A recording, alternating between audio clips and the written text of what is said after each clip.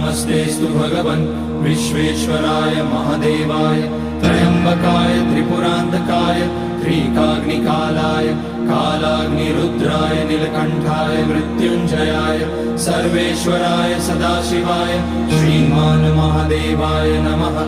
ॐ नमः शम्भवाय च मयोभवाय च नमः शङ्कराय च मयस्कराय च नमः शिवाय च शिवतराय च। ॐ त्र्यम्बकं यजामहे सुगन्धिं पुष्टिवर्धनम् उर्वारुकमिव बन्धनान् मृत्योर्मुक्ष्यमामृतात्। नागेन्द्रहाराय त्रिलोचनाय भस्माकराय महेश्वराय नित्याय शुद्धाय दिगम्बराय तस्मै नकाराय नमः शिवाय। मन्दाकिनी सलिलचन्दन चर्चिताय नन्दीश्वर प्रमथनाथ महेश्वराय